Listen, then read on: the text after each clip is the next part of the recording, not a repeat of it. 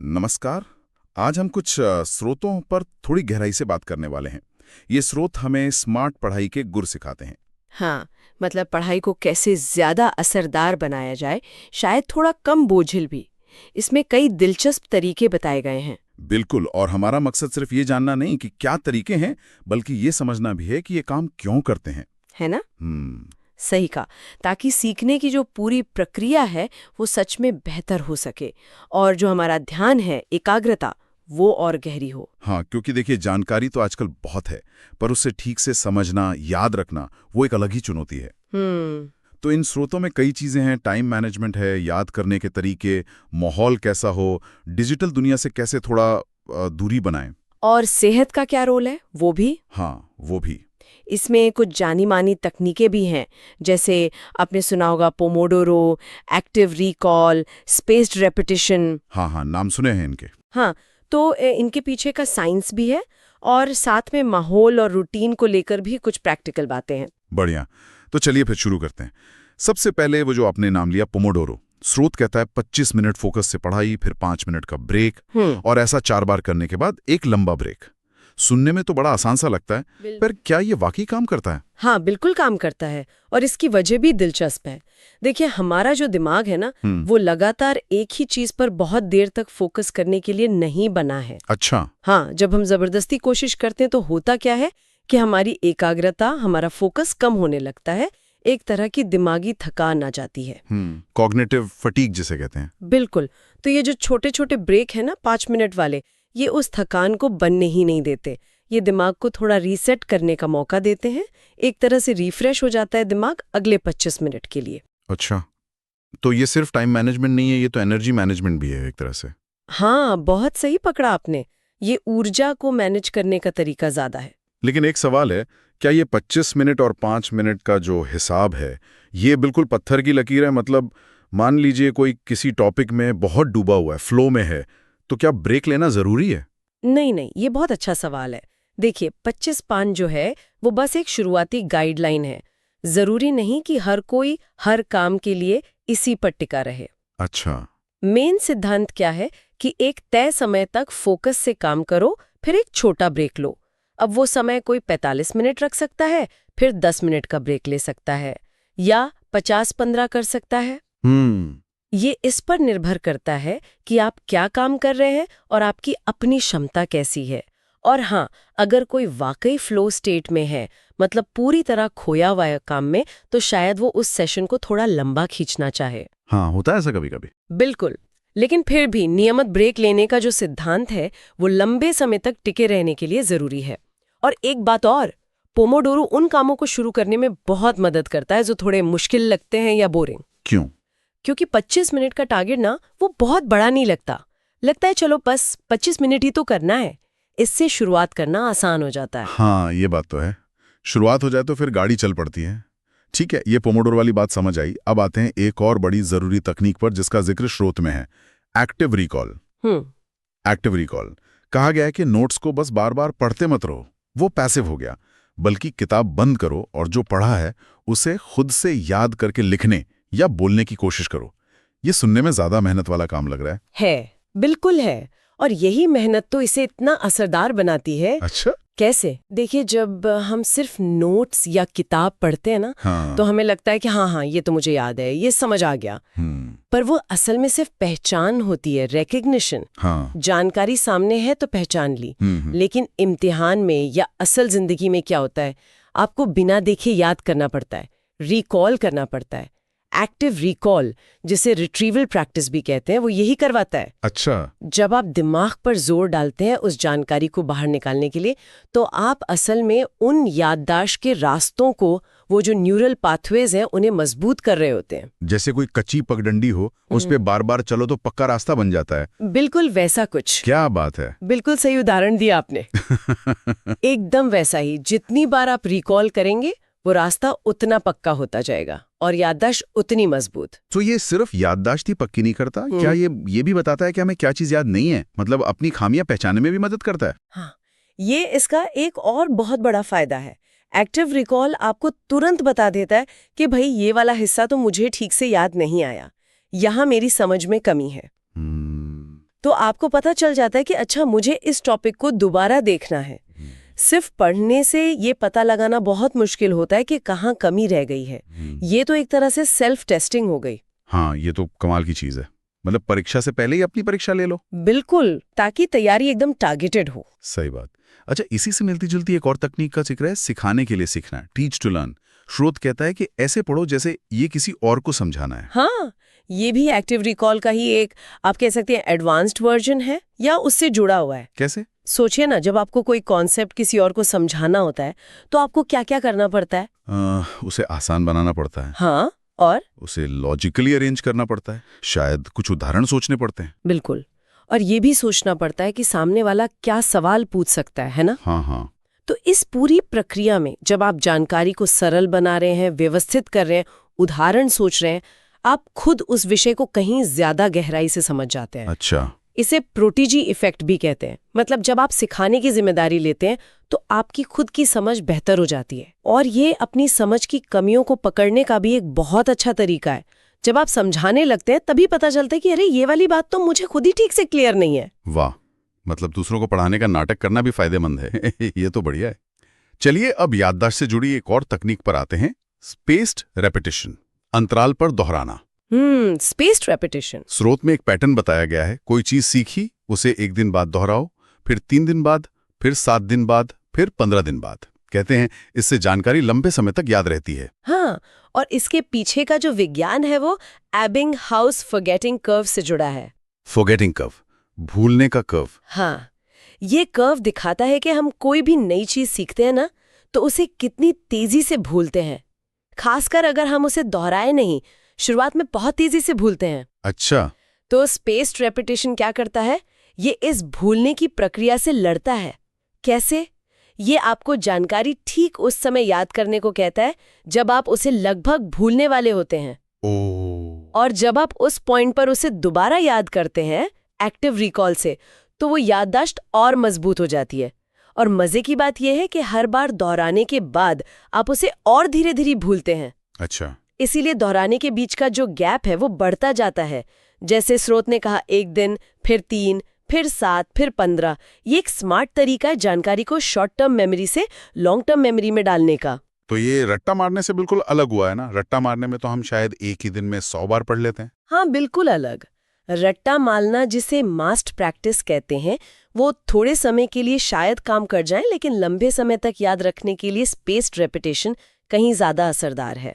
लेकिन एक दिक्कत लग रही है, इतने सारे सब्जेक्ट्स होते हैं, इतने सारे टॉपिक्स, फिर उनका 1 दिन, 3 दिन, 7 दिन, 15 दिन का हिसाब रखना, ये थोड़ा मुश्किल नहीं हो जाएगा? हाँ, हो सकता है। अगर आप इसे पूरी तरह से मैनुअली करें तो थोड़ा मुश्किल हो सकता है, खासकर जब बहुत सारी चीजें याद करनी हो। तो फिर यहीं पर टेक्नोलॉजी काम आती है। आजकल बहुत सारे फ्लैश कार्ड ऐप्स हैं, जैसे एंकी है, क्विजलेट है। ये इसी स्पेस्ड रेपिटेशन के एल्गोरिदम पर बने हैं। अच्छा, वो खुद बताते हैं कि कब दोहराना है? हाँ, आप उनमें अपने सवाल जवाब या फैक्ट्स डाल दीजिए। फिर जब आप उन्हें रिव्यू करते हैं तो आप बताते हैं कि आपको वो कितनी आसानी से याद आया। उसके आधार पर ऐप खुद तय करता है कि आपको ये वाला कार्ड अब अगली बार कब दिखाना है। अरे वाह, ये तो काफी आसान कर देता है चीजों को। बिल्कुल। लेकिन अगर कोई ऐप इस्तेमाल नहीं करना चाहता तो भी कोई बात नहीं। एक सिंपल कैलेंडर या डायरी में रिमाइंडर लगाकर भी ये किया जा सकता है। थोड़ी सी प्लानिंग लगेगी बस। मुख्य बात यह है कि जानकारी को भूलने से ठीक पहले बढ़ते हुए गैप पर एक्टिव तरीके से याद करना है। सिर्फ पढ़ना नहीं है, याद करने की कोशिश करनी है। समझ गया, प्लानिंग और कंसिस्टेंसी जरूरी है। ठीक है, अब थोड़ा माहौल पे आते हैं, पढ़ाई का माहौल। स्रोत कहता है कि पढ़ने की जगह साफ सुथरी हो, डेस्क पर बस जरूरी चीजें हों, फालतू का सामान हटा दो जो ध्यान भटकाए। ये कितना जरूरी है? ये बहुत जरूरी है, बहुत ज्यादा। इसका सीधा संबंध है कॉग्निटिव लोड से। कॉग्निटिव लोड मतलब दिमागी बोझ? हाँ, एक तरह से। देखिए, हमारा दिमाग एक बार में सीमित मात्रा में ही जानकारी प्रोसेस कर सकता है। जब हमारे आसपास बहुत सारी गैर जरूरी चीजें होती हैं, मान लीजिए डेस्क पर बहुत सारा सामान है, दीवार पर बहुत सारे पोस्टर्स लगे हैं या पीछे से शोर आ रहा है, तो हमारा दिमाग, चाहे हम चाहें या ना चाहें, इन चीजों पर भी अपनी थोड़ी एनर्जी खर्च करता है। ये जो बाहरी शोर है, ये हमारे मेन काम यानी पढ़ाई के लिए उपलब्ध दिमागी ताकत को कम कर देता है। अच्छा, मतलब आसपास की गड़बड़ी हमारी दिमाग की रैम खा जाती है। हाँ, कुछ वैसा ही समझ लीजिए। तो एक साफ सुथरी, शांत और व्यवस्थित जगह इस बाहरी बोझ को कम करती है, जिससे हम अपनी पूरी दिमागी ताकत पढ़ाई पर लगा पाते हैं। फोकस करना आसान हो जाता है। तो क्या ये सिद्धांत हमारे डिजिटल माहौल पर भी लागू होता? जैसे कंप्यूटर पर अगर 50 टैब खुली हों या फोन पर बार बार नोटिफिकेशन आ रहे हों? बिल्कुल, आपने एकदम सही नस पकड़ी है। डिजिटल भटकाव तो आजकल शायद सबसे बड़ी चुनौती है पढ़ाई में। हाँ, वो तो है। कंप्यूटर पर ढेरों टैब्स खुली होना, फोन का लगातार पिंग पिंग करना, ये सब हमारे ध्यान को बुरी तरह तोड़ते हैं। हम एक चीज पर गहराई से सोच ही नहीं पाते।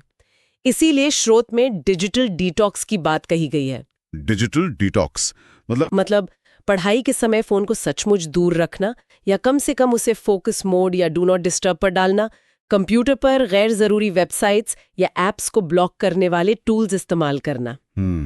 ये सब उसी सिद्धांत पर काम करते हैं। भटकाव कम करो ताकि एकाग्रता बढ़ सके। गहरी एकाग्रता के लिए जरूरी है कि आप बिना किसी रुकावट के कुछ समय बिताएं। ये करना कहना बहुत आसान है, पर करना उतना ही मुश्किल, खासकर फोन से दूरी। बाप रे। मानती हूँ, मुश्किल है, आदत पड़ गई है हमें। हो, तो क्या कोई छोटे कदम हैं जिनसे शुरुआत कर सकते हैं? एकदम से फोन फेंक तो नहीं सकते? नहीं, फेंकना नहीं है। शुरुआत छोटे कदमों से ही करनी चाहिए। जैसे आप तय कर सकते हैं कि जब आप पोमोडोरो सेशन कर रहे हैं, उस 25 मिनट के लिए फोन दूसरे कमरे में रख देंगे। अच्छा, सिर्फ 25 मिनट के लिए? ये किया जा सकता है शायद। हाँ, या फिर दिन में कुछ खास नो फोन जोन या समय तय कर लीजिए। जैसे डाइनिंग टेबल पर फोन नहीं, या सोने से 1 घंटा पहले फोन नहीं। या नोटिफिकेशंस मैनेज कीजिए, सिर्फ जो बहुत जरूरी है उन्हें ऑन रखिए। सोशल मीडिया, शॉपिंग एप्स वगैरह के नोटिफिकेशंस बंद कर दीजिए। हाँ, नोटिफिकेशंस तो बंद किए जा सकते हैं। बिल्कुल। लक्ष्य ये होना चाहिए कि धीरे धीरे बिना भटकाव वाले फोकस के समय को बढ़ाया जाए। ये एकदम से नहीं होगा, अभ्यास से होगा। सही कहा, अभ्यास की जरूरत है। अच्छा, अब आते हैं एक और बहुत जरूरी पहलू पर, हमारी सेहत। स्रोत कहता है कि अच्छी नींद लेना 6 से 8 घंटे, रोज थोड़ी कसरत करना और हल्का पौष्टिक खाना खाना, ये सब भी फोकस और सीखने में मदद करते हैं। ये कैसे? इनका तो सीधा और बहुत गहरा वैज्ञानिक आधार है। देखिए, नींद से शुरू करते हैं। जब हम सोते हैं, खासकर जब हम गहरी नींद में होते हैं, तो हमारा दिमाग दिन भर की सीखी हुई चीजों को प्रोसेस करता है। अच्छा, सोते समय भी दिमाग काम करता है? हाँ, बहुत जरूरी काम करता है। वो यादों को शॉर्ट टर्म से लॉन्ग टर्म मेमोरी में भेजता है। इस प्रक्रिया को मेमोरी कंसोलिडेशन कहते हैं। अगर आप पूरी नींद नहीं लेंगे तो ये प्रक्रिया ठीक से नहीं हो पाएगी और सीखी हुई चीजें भूलने लगेंगे। अरे बाप रे, तो नींद तो बहुत जरूरी हुई। बहुत ज्यादा। अब आते हैं कसरत पर। जब आप एक्सरसाइज करते हैं तो आपके दिमाग में खून का दौरा बढ़ता है, ऑक्सीजन ज्यादा पहुंचती है। इससे दिमाग बेहतर काम करता है, सोचने समझने की शक्ति बढ़ती है और कसरत से कुछ अच्छे केमिकल्स भी निकलते हैं दिमाग में, जो मूड अच्छा करते हैं, तनाव कम करते हैं और फोकस बढ़ाते हैं। अच्छा, तो सिर्फ बॉडी नहीं, ब्रेन के लिए भी कसरत जरूरी है? बिल्कुल। और तीसरा था भोजन। देखिए, हमारा दिमाग बहुत ऊर्जा इस्तेमाल करता है, उसे सही ईंधन चाहिए। अगर आप बहुत भारी, तला भुना या बहुत ज्यादा मीठा खाना खाएंगे तो क्या होगा? आलस आएगा, नींद आएगा। हाँ, ब्लड शुगर लेवल एकदम से बढ़ेगा, फिर गिरेगा। इससे सुस्ती आएगी, ध्यान लगाना मुश्किल होगा। वहीं अगर आप हल्का, संतुलित, पौष्टिक खाना खाते हैं, फल, सब्जियां, साबुत अनाज, प्रोटीन, तो आपको लगातार ऊर्जा मिलती रहेगी और दिमाग भी तेज चलेगा। तो मतलब ये सिर्फ पढ़ने की टेक्निक्स की बात नहीं है, ये तो पूरी लाइफस्टाइल का मामला है जो सीखने में मदद करती है। शरीर और दिमाग जुड़े हुए हैं। बिल्कुल। ये एक होलिस्टिक अप्रोच है, एक समग्र दृष्टिकोण। आप सोचिए, आप दुनिया की सबसे अच्छी पढ़ने की तकनीक इस्तेमाल कर रहे हो, लेकिन अगर आप रात भर जागे हुए हैं, या आपने सुबह से कुछ खाया नहीं है, या बहुत तनाव में है, तो क्या वो तकनीक काम करेगी? नहीं, शायद उतना नहीं। बिल्कुल नहीं करेगी। तो शरीर का ध्यान रखना, उसे सही आराम और पोषण देना, ये दिमाग को अपना बेस्ट देने के लिए तैयार करता है। ये बात गांठ बांध लेने वाली है। अच्छा, स्रोत में एक और स्ट्रैटेजी बताई गई है, मुश्किल विषयों को पहले करना। सलाह है कि सुबह जब दिमाग एकदम ताज़ा हो तो सबसे मुश्किल या जो सब्जेक्ट आपको सबसे कम पसंद है उसे निपटा लो। हाँ, ये भी बहुत प्रैक्टिकल सलाह है, और ये हमारे दिमागी ऊर्जा और इच्छा शक्ति, मतलब विल पावर के पैटर्न पर आधारित है। वो कैसे? ज्यादातर लोगों के लिए सुबह का समय वो होता है जब उनकी मेंटल एनर्जी सबसे ज्यादा होती है, उनका फोकस सबसे अच्छा होता है और मुश्किल काम करने की इच्छा शक्ति भी ज्यादा होती है। अच्छा, सुबह सुबह विल पावर ज्यादा होती है? हाँ, आमतौर पर जैसे जैसे दिन बीतता है, हम थकते हैं, बहुत सारे छोटे बड़े फैसले लेते हैं, तो हमारी विल पावर भी कम होती जाती है। इसे डिसीजन फटीग भी कहते हैं। तो जो काम सबसे ज्यादा मुश्किल है, जिसमें सबसे ज्यादा दिमाग लगाना है, या जो आपको सबसे ज्यादा बोरिंग लगता है, उसे सुबह सबसे पहले कर लेना समझदारी है, जब आपकी एनर्जी सबसे हाई हो। इसे शायद ईट द फ्रॉग भी कहते हैं। हाँ, बिल्कुल वही कॉन्सेप्ट है। एक बार वो मेंढक निगल लिया, मतलब वो मुश्किल काम कर लिया, तो बाकी दिन थोड़ा आसान लगता है और टालम टोल करने की आदत भी कम होती है। हाँ, ये तो सही है। सुबह सुबह वो मुश्किल चैप्टर खत्म हो जाए तो एक शांति मिलती है। बिल्कुल। और आखिर में एक बोनस टिप भी है स्रोत में कि मोटिवेशन बनाए रखने के लिए रोज छोटे छोटे लक्ष्य बनाओ, ऐसे लक्ष्य जो पूरे किए जा सकें, और जब वो पूरे हो जाएं तो उन्हें टिक करो या कहीं लिखो। हाँ, ये छोटी जीतों का मनोविज्ञान है, साइकोलॉजी ऑफ स्मॉल विन्स। ये बहुत पावरफुल चीज है। अच्छा, कैसे काम करता है? जब हम कोई लक्ष्य बनाते हैं, चाहे वो कितना ही छोटा क्यों ना हो, और उसे पूरा करते हैं, तो हमारे दिमाग में डोपामाइन नाम का एक केमिकल रिलीज होता है। डोपामाइन? वो खुशी वाला हार्मोन? हाँ, खुशी और संतुष्टि वाला। वो हमें अच्छा महसूस कराता है और हमें और आगे बढ़ने के लिए प्रेरित करता है। अब सोचिए, पढ़ाई या कोई भी बड़ा लक्ष्य, वो एक लंबी यात्रा जैसा है। अगर आप सिर्फ मंजिल को देखेंगे तो वो बहुत दूर और मुश्किल लग सकती है। लेकिन अगर आप उस यात्रा को छोटे छोटे पड़ाव में बांट दें, जैसे आज मैं ये 2 टॉपिक समझूंगा, या आज मैं 20 फ्लैश कार्ड याद करूंगी, और हर पड़ाव पूरा होने पर खुद को शाबाशी दें, उसे नोट करें, तो सफर आसान लगने लगता है। हाँ, वो कम भारी लगता है और आपको लगातार प्रगति का एहसास होता रहता है। ये मोटिवेशन बनाए रखने का एक बहुत अच्छा तरीका है। वो टिक मार्क लगाना भी एक तरह का इनाम है दिमाग के लिए। कमाल है, छोटी छोटी चीजें कितना फर्क डाल सकती हैं। बिल्कुल। तो अगर हम सब बातों को समेटें तो हमने कई लेवल पर बात की। समय को साधना, जैसे पोमोडोरो से, याददाश्त को पक्का करना एक्टिव रिकॉल और स्पेस रेपिटेशन से, फिर वो सिखाने के लिए सीखने वाली बात, एक अच्छा शांत माहौल बनाना, और डिजिटल भटकाओं से बचना, सेहत का ध्यान रखना, नींद, कसरत, खाना। हाँ, और मुश्किल काम पहले करना, और फिर ये छोटे लक्ष्यों से मोटिवेशन बनाए रखना, ये सब मिलकर एक स्मार्ट पढ़ाई का तरीका बनाते हैं। बिल्कुल। और सबसे जरूरी बात ये है कि ये सिर्फ अलग अलग टिप्स नहीं है, ये सब आपस में जुड़े हुए हैं, और ये इस बात पर आधारित है कि हमारा दिमाग सीखता कैसे है, काम कैसे करता है। अच्छा, कैसे जुड़े हैं ये? जैसे आप पोमोडोरो सेशन कर रहे हैं, समय साधना, तो उस 25 मिनट में आप एक्टिव रिकॉल का अभ्यास कर सकते हैं, याददाश्त। हाँ, कर सकते हैं। और स्पेस्ड रेपिटेशन के लिए आप अपने कैलेंडर में रिमाइंडर लगा सकते हैं। प्लानिंग, अगर आप रात को अच्छी नींद लेंगे, सेहत, तो सुबह आपका फोकस बेहतर होगा, एकाग्रता, जिससे पोमोडोरो सेशन और एक्टिव रिकॉल ज्यादा असरदार होंगे। समझ गया। ये एक पूरा सिस्टम बनाने जैसा है। बिल्कुल, एक सिस्टम जो आपके सीखने के लक्ष्यों को सपोर्ट करे। हाँ, और स्रोत में ये भी कहा गया था कि इन सबको एक साथ लाने के लिए एक टाइम टेबल बनाना भी मदद कर सकता है, जिसमें सिर्फ पढ़ाई का समय ना हो, बल्कि ब्रेक का, कसरत का, दोहराने का समय भी तय हो। निश्चित रूप से एक रूटीन बनाने से ना इन अच्छी आदतों को अपनाना आसान हो जाता है, वो अपने आप होने लगती हैं। फिर अंत में शायद सोचने वाली बात ये है, जैसा स्रोत भी इशारा करता है, कि ये सब तो सामान्य रणनीतियां हैं जो ज्यादातर लोगों के लिए काम करती हैं, लेकिन इनके अलावा ऐसी कौन सी एक आपकी अपनी व्यक्तिगत बाधा है, कोई खास चीज जो आपको सबसे ज्यादा भटकाती है, या कोई खास डर?